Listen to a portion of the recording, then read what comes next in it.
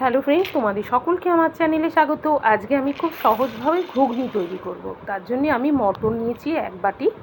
এই মটরটাকে আমি একটু জল দিয়ে প্লেন ওয়াটার দিয়ে ভালো করে ধুয়ে নেব। ভালো করে 2 থেকে 3 বার ধুয়ে নেবার পর মটরটাকে ভালো জল দিয়ে, খাবার জল দিয়ে যেটা আমরা খাই সেই জল দিয়ে কিন্তু আমরা ভিজিয়ে রাখবো 6 থেকে 7 ঘন্টা, বা তোমরা ওভারনাইটও ভিজিয়ে রাখতে পারো। এবার 6 থেকে 7 ঘন্টা হয়ে গেছে, এখন আমরা এটাকে সেদ্ধ করে নেব।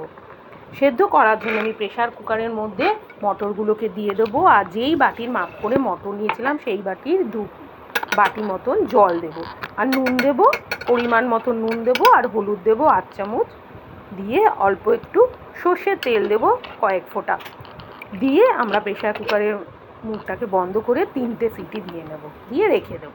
এবার একটা কড়াই নিয়েছি, কড়াইয়ের মধ্যে আমি সর্ষের তেল দেব 2 থেকে 3 চামচ। সর্ষের তেল দেওয়ার পরে এখানে দেবো শুকনো লঙ্কা আর একটা তেজপাতা। এবার আমরা আলু দেবো এই ঘুগনির মধ্যে। তার জন্য আমরা একটা আলুকে ছোটো করে টুকরো করে রেখেছিলাম, সেটার মধ্যে নুন দিয়ে হালকা করে এটাকে আমরা ভেজে নেব। আলুটা দেখো ভাজা হয়ে গেছে হালকা করে। এবার আমরা এটাকে তুলে রেখে দেব। আলুটা তুলে নেওয়ার পরে আমরা সেই তেলের মধ্যেই আমরা 3-4টে রসুনকে থেতো করে আমরা দিয়ে দিয়েছি। রসুনের যখন হালকা একটা গন্ধ বেরাবে তখন আমরা একটা মাঝারি সাইজের পেঁয়াজকে কুচি করে দিয়ে দেবো। আমি আজকে পেঁয়াজ দিয়েই ঘুগনিটা তৈরি করছি।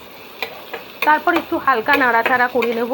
হালকা নাড়াচাড়া করে নেওয়ার পর এর মধ্যে আমরা 2টো কাঁচা লঙ্কাকে থেতো করে দিয়ে দিয়েছি, আর তোমরা ইচ্ছা করলে কাঁচা লঙ্কা বাটাও এর মধ্যে অ্যাড করতে পারো। আর 1/2 চামচ মতন আমরা আদা থেতো করা দিয়েছি, তোমরা আদা বাটাও এখানে অ্যাড করতে পারো। তারপর একটা ছোট সাইজের টমেটোকে কুচি করে দিয়ে দিয়েছি। এবার সব একসাথে ভালো করে একটু নাড়াচাড়া করে নেব। এবার এর মধ্যে অ্যাড করে দিয়েছি নুন।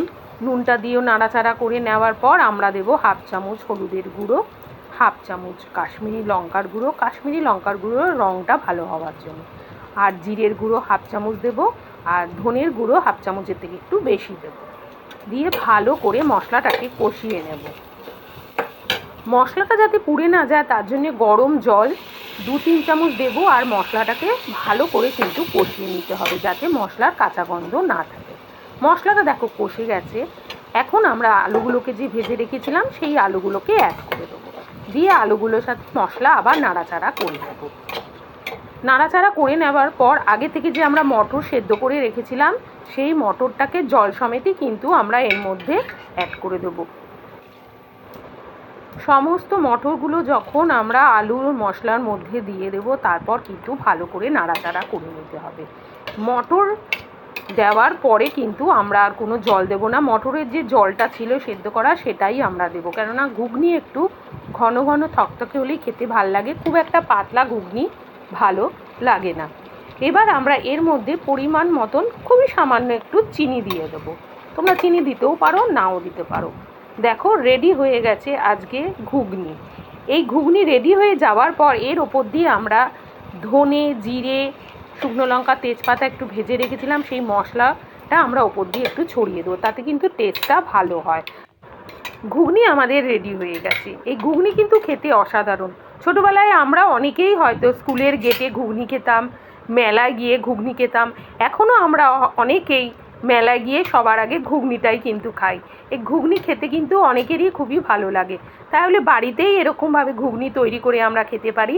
আর ঘুগনির ওপর দিয়ে একটু পেঁয়াজ ছড়িয়ে দেবো আর একটু লেবু দিয়ে দেবো। তোমাদের কাছে যদি তেঁতুলের চাটনি থাকে সেটাও ওপর দিয়ে দিতে পারো, তাহলে কিন্তু খুবই টেস্টি হয় এই ঘুগনি।